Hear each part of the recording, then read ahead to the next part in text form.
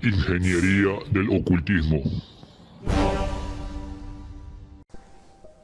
Esta confirmación, confirmando lo que usted está diciendo, los versículos en sumerio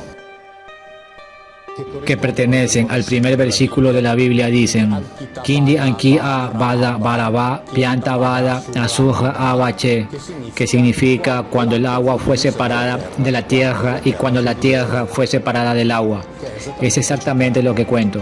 Sigue: ninguna creación, sino un cambio, como usted dice, de algo que ya existía. Bueno, la historia del origen, es decir, la creación en 6 días. Los 6 días son la copia de Enuma Elish, que es el mito de la creación babilónica. Igual.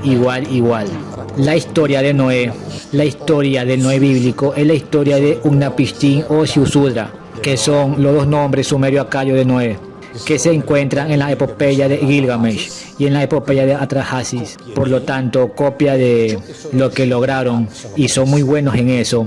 Fue con el que creíamos y todos aceptamos que los documentos son fábulas, mitos, leyendas, pero la copia reelaborada es verdad inspirada por Dios. ¿Es cierto o no que todos estamos convencidos?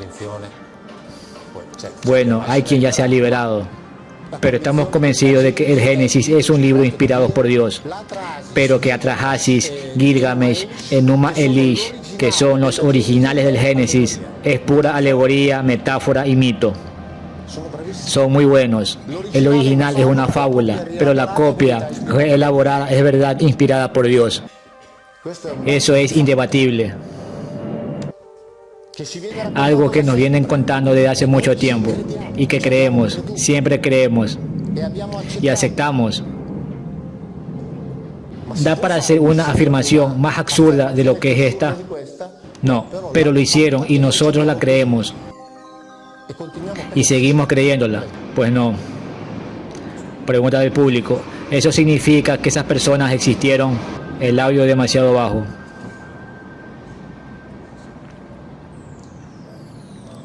No entendí. Estas personas, digamos lo siguiente: la persona a quien las diferentes culturas han dado nombres diferentes según de la propia lengua y cultura, en mi opinión, si hacemos de cuenta que verdaderamente sí existieron, contribuye a crear un marco coherente. Ese es mi punto de vista, pero también de acuerdo con el sentido común, es pensar que existieron. No tengo la verdad, lo dije antes, digo que es de acuerdo con el sentido común. Si hacemos de cuenta que esas historias del origen, que son las que tienen la mayor posibilidad de ser verdaderas, porque son aquellas que fueron menos trabajadas por la teología, sobre todo las originales, las historias sumerio-acayas y fenicias, no se detuvieron en manos de los teólogos, por lo que quedaron así como eran. Por lo tanto, estas tienen más posibilidades de ser verdaderas. Y como la Biblia es la copia de esas historias, aunque parte de allí es la que tiene mayor posibilidad de ser verdadera. Verdadera en su esencia, obviamente, porque cada pueblo que escribe y que copia las historias de otros pueblos se adapta a sí mismo. Normalmente no hace una copia ciega. Cada pueblo que escribe su historia intenta glorificarse a sí mismo. Ellos, es decir, los autores bíblicos, hicieron de la misma forma como todos los demás pueblos. Sin embargo, la esencia, si consideramos verdadera la esencia, podemos construir un mosaico que es muy coherente y muy comprensible de acuerdo con el normal sentido común. Una cierta parte de la ciencia también intenta hacer algo parecido. Por ejemplo, en mi último libro, en la actualidad, no firmadas por mí, pero sí por quien las escribió, biólogos moleculares, etcétera, donde ellos dicen que si hacemos de cuenta que lo que los antiguos contaron sobre la fabricación y no la creación no existe, sobre la fabricación del hombre, si empezamos a hacer de cuenta que es verdad, tendremos la contestación a una serie de preguntas que la genética actual por el momento no es capaz de proporcionar, pero allí la contestación existe. Y entonces están empezando a hacer de cuenta de que Hoy por la mañana, en la actualidad, de una persona con quien estoy teniendo conversaciones de hace mucho tiempo, que está conduciendo estudios similares sobre el Corán, me mandó todas las referencias en relación con la fabricación del hombre en el Corán y que son más explícitos que los de la Biblia. Es algo extraordinario, extraordinario. Solo para dejarlo más claro. Gracias. El presidente de una asociación cultural islámica con quien me encontré 1 año y medio atrás me dijo lo mismo. Conversamos durante un tiempo. Él me pidió si era que estaba disponible para hacer una conferencia para ellos. Me dijo que estaban completamente de acuerdo conmigo por lo que concierne a la historia sobre el origen. Allí se habla de sangre y esperma. Por lo tanto, más explícito que en la Biblia.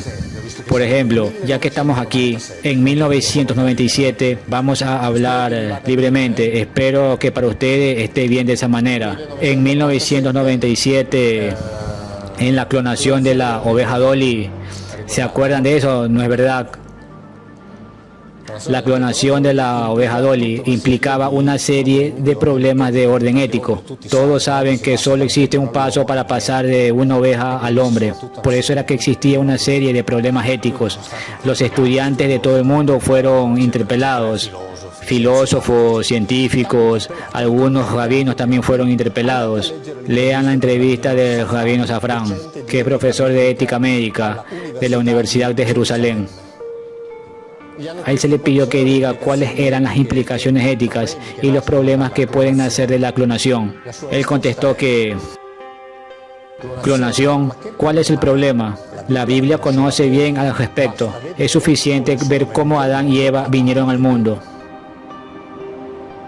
que son productos de ingeniería genética de la clonación. Los que siguen los cursos del rabino me escriben sobre eso. Aquellos que siguen estos cursos dicen, cuando explica sobre la fabricación de Adán y Eva en los cursos, ese rabino habla las mismas cosas de que tú hablas. Pero no porque yo haya descubierto algo.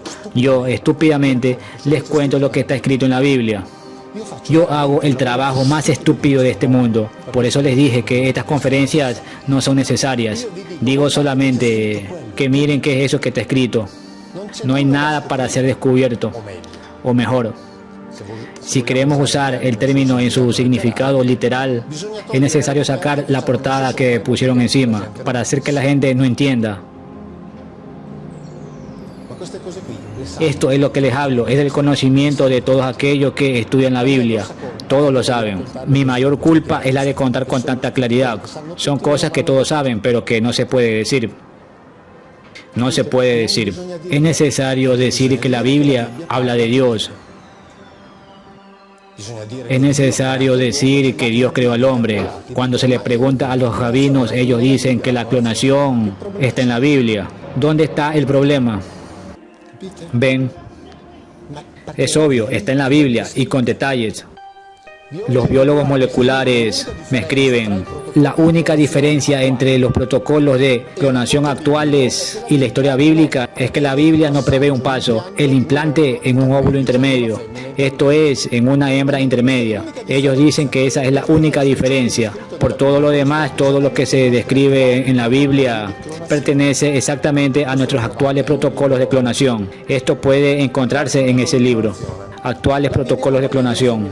La Biblia no prevé la hembra intermedia. Las explicaciones pueden ser dos. La primera, que de aquí a 20, 30, 50 años, nosotros también no vamos a tener la necesidad del paso intermedio. Y la segunda es que la Biblia hizo que una figura femenina desapareciera, que en la literatura hebrea extrabíblica se presenta y se llama Lilith. Los estudios de don Guido Bertolucci, que es sacerdote, que escribe de forma mucho más libre que yo, porque fue mucho más allá, hizo una opción metodológica. Y el Parteno ligado a los versículos bíblicos, y él fue más allá. Él dice claramente que Lilith es el puente, es decir, es la hembra intermedia. a través de la cual se hizo el implante para producir a los adamitas. Los adamitas no son los progenitores de la humanidad, que eso quede claro. Los adamitas son los antepasados de una raza especial, que aquellos, después veremos quiénes son, se hicieron para ellos mismos. Para ellos mismos. Una ramificación del Homo sapiens que ellos mismos habían comenzado a fabricar mucho tiempo antes. Adán y Eva no son los antepasados de la humanidad, son los progenitores de una raza, probablemente fabricados cerca del 4500 a.C., por lo tanto muy cerca de nuestra existencia. La Biblia habla de aquellas personas y aún menciona ser descendiente de ellos. La Biblia no habla de la existencia del hombre. Se centra en la historia de los adamitas y del vínculo que una familia de los adamitas tuvo con aquel que se llamaba Yahvé. Aquel que se llama Yahvé y del que hablo de una manera un poco más dura en el libro que está para ser lanzado al final del año y del que no puedo prever las consecuencias. Veremos.